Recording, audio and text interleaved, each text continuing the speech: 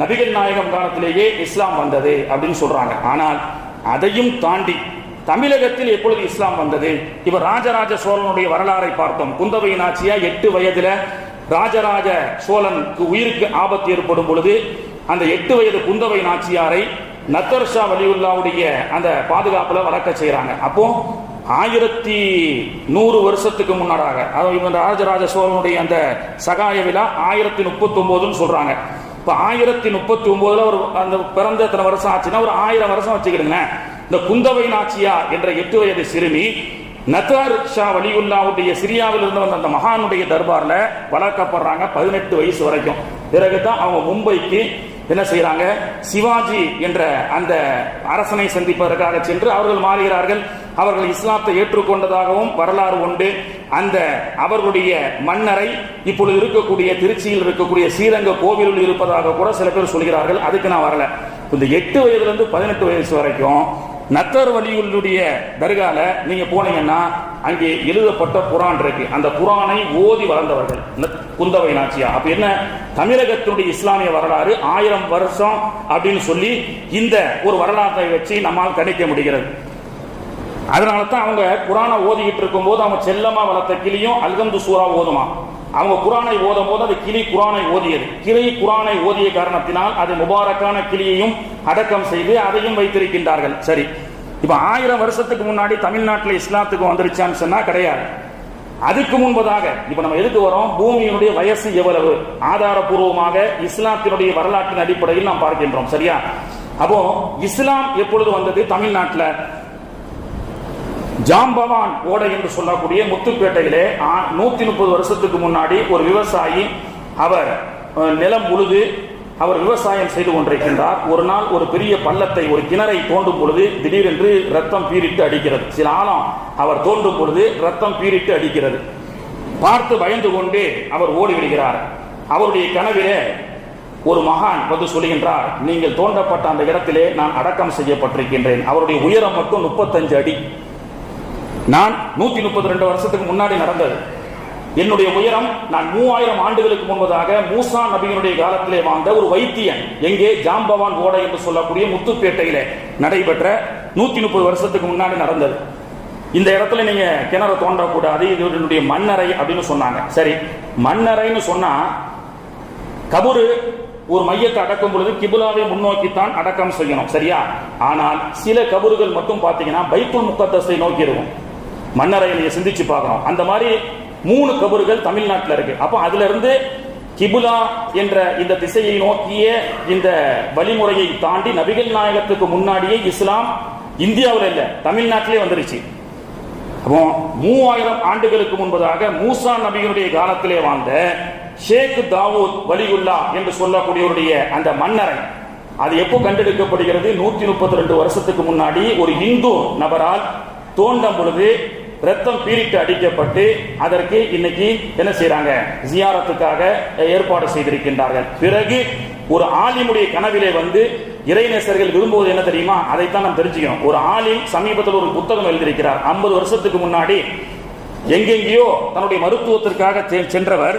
இதுவெல்லாம் கட்டு கதைகள் அல்ல, அனுபவபூர்வமாக. ஏன் சொன்னா பழைய வரலாறுகள் எல்லாம் மண்ணறை சமாதிகள் மூலமாகத்தான் நமக்கு தெரியும்.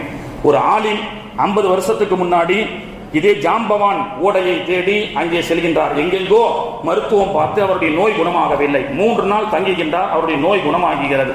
அவர் புறப்பட்டு வரும் பொழுது அவருடைய கனவிலே, அவர் ஒரு பாக்கவை, அவருடைய கனவிலே தோன்றி, வந்தீங்க, உடம்பு சரியாயிருச்சு, அல்லாஹ்வுடைய துஆவை கொண்டு நீங்க ஷிஃபா ஆயிட்டீங்க, நீங்க கிளம்புறீங்க, இந்த ஊருக்கு நீங்க எதனும் செய்யணும், நீங்க ஒரு ஆலிம்னு சொல்லி அந்த ஆலிமை தங்க வைத்து இங்கே மார்க்க கல்வியினுடைய மதரசாவை நடத்தி மக்களுக்கு தீன் வழிகாட்ட வேண்டும் என்று கனவிலே தோன்றினார்கள்.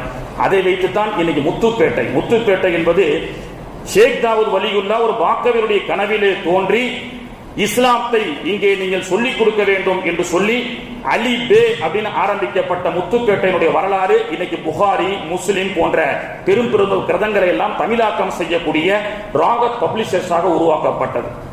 அப்போ இஸ்லாம் என்பது இந்த ஷேக் தாவூத் வலியுல்லாவுடைய அந்த அடக்கஸ்தலத்தினுடைய அந்த வரலாற்றை கொண்டு 3000 வருஷத்துக்கு முன்னாடியே மூசா நபிகளுடைய காலத்திலேயே முத்துப்பேட்டையில் இஸ்லாம் வந்திருக்கிறது, தமிழ்நாட்டில் இஸ்லாம் வந்துவிட்டது. சரி, 3000 வருஷம் தானா அப்படின்னு கேட்டா கிடையாது. இன்னைக்கு என்ன சொல்றாங்க? கல் தோன்றி மண் தோன்றா காலத்தே முன் தோன்றிய மூத்த குடிமகனால் பேசப்பட்ட மொழி தமிழ். சரி, மூத்த குடிமகனால் பேசப்பட்ட மொழி தமிழ் என்று சொன்னால் மூத்த குடிமகன்கள் எந்த மதத்தை சார்ந்தவர்கள்? எந்த மதத்தை சார்ந்தவர்கள்? எல்லாரும் தமிழ் பேசினாங்க. ஆதிபிதா அவன் சொல்ற வார்த்தை என்ன? ஆதிபிதா ஆதம் நபியே என்ன செஞ்சிருக்கிறாரு? தமிழ் தான் பேசியிருக்கிறார். இந்த கல்லும் மண்ணும் தோன்றுவதற்கு முன்பே எந்த பிரபஞ்சத்திலே மனிதனால் ஒரு பேசப்பட்ட ஒரு மொழி தமிழ் அப்படின்னு சொல்றாங்க. அது எந்த மாற்று கருத்தும் கிடையாது. ஏன்னா ஆதம் அலைஹிஸ்ஸலாம் இலங்கையில தான் இறங்குறாங்க. இலங்கை யாழ்ப்பாணத்திலே அவர்கள் சொர்க்கத்திலிருந்து வருகிறார்கள். இன்னைக்கு நீங்க ராமேஸ்வரத்தில் பார்த்தீங்கன்னு சொன்னா 60 அடி கபர் இருக்கு. ஆபில் காபில் நபிகள் நாயகம் ஸல்லல்லாஹு அலைஹி வஸல்லமுடைய ஒரு ஹதீஸிலே சொல்வார்கள், ஆபிலும் காபிலும் ஒரு பெண்ணுக்காக சண்டை போட்டார்கள். முதல்ல ஒரு கொலையே ஒரு பெண்ணுக்காக தான் நடந்திருக்கு. இவரும் ஒரு பெண்ணை விரும்புகின்றார், காபிலும் ஒரு பெண்ணை விரும்புகின்றார். ஒரு பெண்ணுக்காக 2 நபர்கள் விரும்புகின்றார்கள். காதல் சண்டை. அதிலே இருவருக்கும் சண்டை நடைபெற்று ஆபில் காபிலை குத்தி விடுகின்றார். இது குர்ஆன் சொல்லக்கூடிய வரலாறு, குர்ஆனுடைய வரலாறு. மௌத்தாயி பிரேதம் கிடக்குது. முதல்ல மனுஷன் படைக்கிறான், சாகடிச்சிட்டாரு. செத்து போயிட்டா என்னன்னு அவருக்கு தெரியும். என்னடா மூச்சு பேச்சு இல்லாம கிடக்கிறானேன்னு சொல்லி அவர் முழிச்சிட்டு இருக்கிறார். யாரு? ஆபில். நடந்த சம்பவம் எங்க? குர்ஆன் சொல்லக்கூடிய வரலாறு ராமேஸ்வரத்துல தங்கச்சி மடத்துல நடந்திருக்கு இந்த பகுதியில. அப்போ என்ன செய்யறதுன்னு தெரியாத போதுதான் அல்லாஹ் தஆலா 2 காகத்தை வரவழைத்து 2யும் சண்டை போட வைத்து ஒன்று இன்னொன்றை சாகடித்து அந்த காகம் தோண்டி புதைக்கக்கூடிய கஃனிட்டு மையத்தை அடக்கம் செய்ய வேண்டும் என்று சொல்லி ஒரு காகத்தின் மூலமாக அல்லாஹ் குர்ஆன் அந்த வரலாறையும் சொல்லி காட்டுறான். ஆபிலுக்கு காண்பித்ததற்கு பிறகுதான் ஆபில் காபிலை தோண்டி அடக்கம் செய்கிறார். அந்த அடக்கம் தங்கச்சி மடத்துல இருக்கு, ராமேஸ்வரத்துல இருக்கு. அப்போ இதுல இருந்து என்ன தெரியுது? ஆதிபிதா ஆதம் அலைஹிஸ்ஸலாம் அவர்களும் இந்த உலகம் தோன்றிய முதல் மனிதரே இஸ்லாமியர். அந்த இஸ்லாமியர் யார் என்று சொன்னால் ஒரு தமிழர். அவர் பேசிய மொழி என்ன? ஆதம் அலைஹிஸ்ஸலாம் எல்லா லாங்குவேஜும் பேசியிருக்கிறாங்க. ஆனால் அதில் பெரும் பகுதியாக இன்று இலங்கை ராமேஸ்வரம் இந்த பகுதி 60 அடி ஆளுங்க அவங்க நடந்தே போவாங்க. இன்னைக்கு ராமர் பாலம் சொல்றான். அந்த காலத்துல அவர்களுக்கு கடல் எல்லாம் கரண்டைக்கார அளவுக்கு தான் தண்ணி இருக்கும். அந்த அளவுக்கு நடக்கக்கூடிய அல்லாஹ் உயரத்தை அல்லாஹ் கொடுத்திருந்தான். அப்போ இஸ்லாம் இந்த உலகத்திலே தோன்றியது, குறிப்பாக தமிழகத்திலே தோன்றியது. இஸ்லாம் தமிழகத்தில் தான் தோன்றியது. ஆதிபிதா ஆதம் அலைஹிஸ்ஸலாம் முதல் கொண்டு இஸ்லாம் தமிழகத்திலே தோன்றியது. கல் தோன்றி மண் தோன்றா காலத்தே முன் தோன்றிய மூத்த குடிமகனால் பேசப்பட்ட மொழி தமிழ் மட்டுமல்ல, கல் தோன்றி மண் தோன்றா காலத்தே முன் தோன்றிய மனிதனுடைய மார்க்கமும் இஸ்லாம் அப்படி என்று சொல்லி வரலாறு இன்னைக்கு சொல்லி காண்பித்து இன்று இஸ்லாத்தினுடைய குர்ஆன் ஹதீஸின் அடிப்படையில் இந்த உலகத்தினுடைய வயது என்ன? இந்த வார தலைப்பு இந்த பிரபஞ்சத்தின் வயது என்ன அப்படின்னு தான் போட்டிருந்தேன். இந்த பிரபஞ்சத்தின் வயது இன்னைக்கு கண்டுபிடிப்பின் அடிப்படையில் 4.543 பில்லியன் அப்படின்னு சொல்றான். ஆனா அது அல்ல, அது தவறு.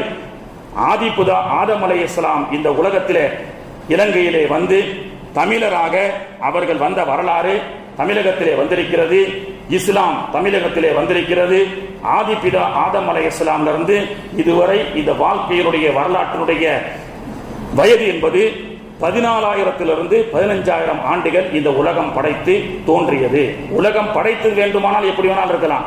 ஆனா ஆதம் அலைஹிஸ்ஸலாம்ல இருந்து இதுவரைக்கும் இந்த உலகத்தினுடைய வயது குர்ஆன் ஹதீஸின் அடிப்படையில் 14,000 ஆண்டுகள்.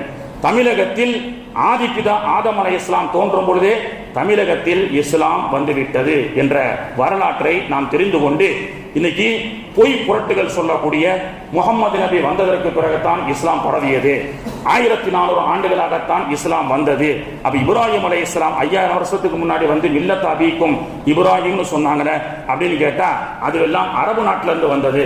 இன்னொரு பச்சை பொய் என்னன்னு சொன்னா இஸ்லாம் வாளால் பரப்பப்பட்டது. இன்னைக்கு வரைக்கும் சொல்லிட்டே இருக்கிறானா இல்லையா? வாளால் பரப்பப்பட்டது. எந்த ஒரு வரலாறும் இஸ்லாமியர்கள் மிரட்டி ஒரு கிறிஸ்தவர்களையோ மாற்று மத சகோதரர்களையோ மிரட்டி கொலை செய்து மார்க்கத்தை ஏற்றுக்கொள்ளும்படி செய்ததாக எந்த வரலாறும் இல்லை. மாறாக ஆரம்ப காலத்திலிருந்து இஸ்லாமியர்கள் தான் கொடூரர்களால் மார்க்கத்தை விட சொல்லி கொடுமைப்படுத்திய வரலாறுகள் நிறைய உண்டு. அதிலே இன்னைக்கு அமெரிக்காவுடைய வரலாற்றை எடுத்துக் கொள்ளுங்கள்.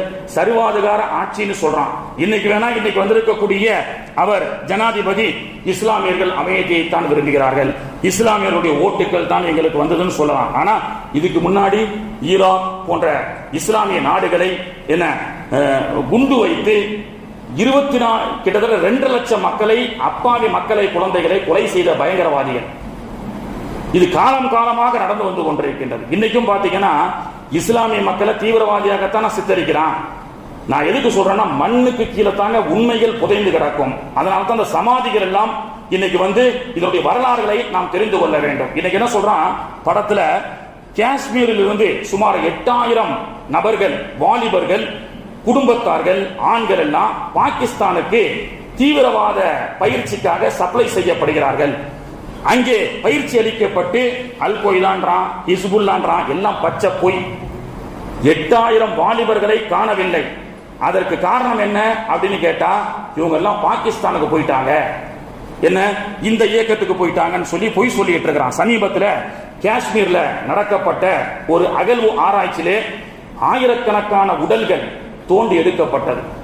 அதை பார்த்த ஐநா உரிமையிலே இருக்கக்கூடிய மனித உரிமையை சார்ந்த ஒரு ஆபீசர் கூட வீடியோல பேசுறார். மோர் தென் 10,000 ஆஃப் விடோ இன் காஷ்மீர் அப்படின்னு சொல்றார்.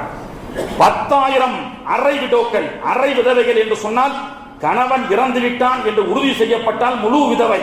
ஆனால் அவன் இறந்து விட்டானா, இருக்கின்றானா என்று தெரியாத அளவுக்கு இது போன்ற அட்டூழியம் செய்யக்கூடிய ராணுவத்தினர்கள், காவல்துறைகள் காஷ்மீரிலே விசாரணை என்ற பெயரிலே வீட்டில் இருக்கக்கூடிய ஆண்களை அழைத்து சென்றார்கள். இன்னைக்கு வரைக்கும் அந்த ஆண்கள் என்ன ஆனார்கள் தெரியல. அந்த ஐநா உரிமை ஆளர் அவர் சொல்கின்றார், மோர் தென் 10,000 ஆஃப் விடோ இன் காஷ்மீர் அப்படின்னு சொல்லி கண் கலங்கிய வீடியோ 2 வருஷத்துக்கு முன்னாடி வருது. அதை சரி கட்டுறதுக்கு இன்னைக்கு என்ன சொல்றான், காணாமல் போன இஸ்லாமிய வாலிபர்களும் அரை விடோக்கள் என்று சொல்லக்கூடிய 8000 10,000 விடோக்களும் அவர்களுடைய மார்க்கத்துடைய முஜாஹித் ஜிஹாதுக்காக அனுப்பப்பட்டவர்கள் என்ற ஒரு மிகப்பெரிய பொய்யை எனக்கு திரையுலகம் சொல்லிக் கொண்டிருக்கின்றது. கண்ணியத்திற்குரியவர்களே, வரலாறு என்னவென்றால், இஸ்லாமியர்கள் யாரையும் மத மாற்றத்திற்காக ஒரு உயிரை கூட கொலை செய்ததாக வரலாறு கிடையாது. அதனால தான் இன்னைக்கு ஒரு சாப்பாடு போட்டோம், 50 ரூபா மதிப்பில்லாத ஒரு சாப்பாட்டு பட்டத்தை கொடுத்து ஜெய் ஸ்ரீராம்னு சொல்றான். இந்த மாதிரி ஈன செயல்களை இஸ்லாமியர்கள் ஒருபோதும் செய்ய மாட்டார்கள். நீ ருத்ராஜ பொட்டை போட்டுட்டு வா, நீ எந்த இயக்கத்தை, எங்களை அழிக்கக்கூடிய இயக்கத்தை சார்ந்தவனாக கூட இரு, உனக்கு பசி பட்டினி என்று சொன்னால் நான் சாப்பாடு தருகின்றேன் என்ற உணர்வோடு வாழக்கூடியவர்கள் தான் இஸ்லாமியர்கள். கண்ணியத்திற்குரியவர்களே, அப்துல்லா இப்னு சஹமி ரலியல்லாஹு அன்ஹு அவர்கள் உலகத்தில் பெருங்கொண்ட மதம் என்று சொல்லக்கூடிய ஒரு மதத்தினர்களால் கைது செய்யப்படுகிறார்கள், கடும் சித்திரவதை செய்யப்படுகிறார்கள். ஏன்? இஸ்லாத்தை விட்டுவிடு, இஸ்லாத்தை, அப்துல்லா இப்னு சஹமியே இஸ்லாத்தை விட்டுவிடு, எங்கள் மார்க்கத்தை ஏற்றுக்கொள். அதான் உலகம் ஃபுல்லா உன்னுடைய மார்க்கம் நிறைய இருக்கிறதா, எத்தனை பேர் வந்தானா உனக்கு பத்தாது. அப்போ அப்துல்லா இப்னு சஹமி கடும் சித்திரவதை செய்யப்படுகிறார். ஈட்டி முனையில் நின்றாலும் ஈமானை விடமாட்டோம் என்ற கொள்கையை நாயகம் நமக்கு கற்றுக் கொடுத்தார்கள் அல்லவா, விடவில்லை. அடுத்து அந்த அரசன் ஒன்று சொன்னான், அப்துல்லாவை பட்டினி போடு என்று சொன்னான். பல நாட்கள் பட்டினி, வயிறு முதுகோடு ஒட்டியது, கூனும் குறுகியமாக ரொம்ப மயக்கமடைந்து இருக்கின்றார்கள். அவருடைய தர்பாருக்கு ஒரு சாப்பாடு கொண்டு வந்து சிப்பாய்கள் வைக்கின்றார்கள். தட்டை திறந்து பார்த்தால் இஸ்லாத்தில் அனுமதிக்கப்படாத இறைச்சியும் மதுபானமும் வைக்கப்பட்டது. திரும்பி கூட பார்க்கவில்லை. அடித்து துன்புறுத்தி பார்த்தோம், இஸ்லாத்தை விடமாட்டேங்கிறார். பட்டினி போட்டு ஹராமை சாப்பிட வைத்து பார்த்தோம், இஸ்லாத்தை விடமாட்டேங்கிறார். அப்படி என்று சொல்லி ஒரு வழியாக மரண தண்டனை கொடுக்கும் பொழுது மரண மேடையை, தூக்கு மேடையை பஞ்சி மேடையாக ஏற்றுக்கொண்ட அப்துல்லா இப்னு சஹமி தேம்பி தேம்பி அழுதார்கள்.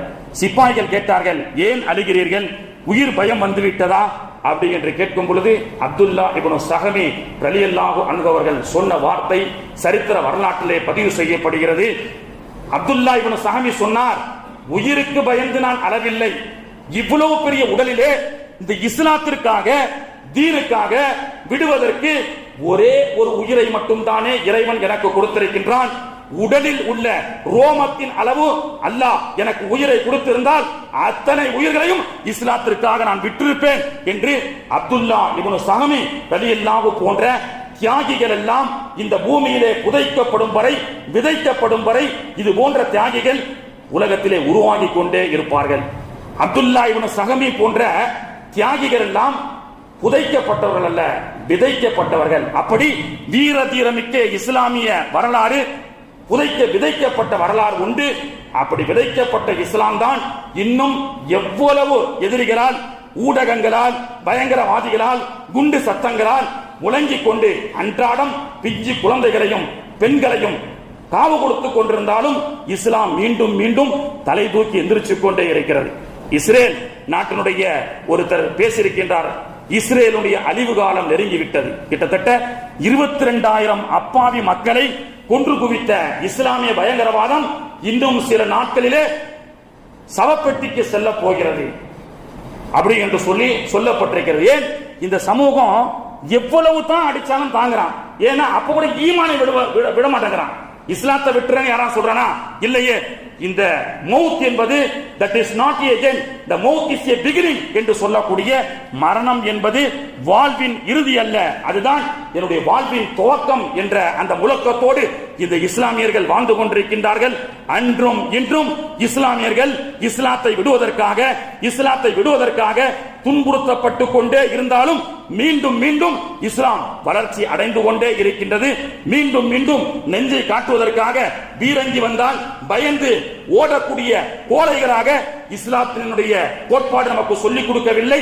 எதிரியாக இருந்தாலும் பீரங்கிக்கு முன்னாடி சட்டையை தூக்கி காண்பித்து லா இலாஹ இல்லல்லாஹ் முஹம்மதுர் ரசூலுல்லாஹ் என்ற அந்த முழக்கத்தோடு இஸ்லாமிய கோட்பாடோடு தைரியமாக வாழக்கூடிய ஒரு ஆண்களாக இஸ்லாமியர்களை பெருமானார் அவர்கள் வார்த்தை எடுத்திருக்கின்றார்கள். அப்படிப்பட்ட இஸ்லாத்திலே நாம் சிறப்பான முறையிலே அமல்களால் இஸ்லாத்திலே நாம் கொஞ்சம் கூட பிசகாமல் இஸ்லாமிய வாழ்வியல் நெறியோடு வாழக்கூடிய பாக்கியத்தை வல்ல ரஹ்மான் நாம் அனைவர்களுக்கும் தந்து அருள் புரிவானாக. ஆமீன். கண்ணியத்திற்குரிய அல்லாஹ்வின் நல்லடியார்களே, 20 ஆண்டுகளாக நம்முடைய தஞ்சாவூர் பைத்துல் மால் என்று சொல்லக்கூடிய ஏழை எளிய மக்களுக்கு உதவி செய்யக்கூடிய பைத்துல் மால் சிறப்பாக நடைபெற்று வருகிறது. அதன் அடிப்படையில் வருடந்தோறும் கல்வி உதவி தொகையாக சில மாணவர்களை தேர்ந்தெடுத்து வருஷம் நம்ம பைத்துல் மால் சிறப்பாக மக்களுக்கு கொடுத்து கொண்டிருக்கின்றோம்.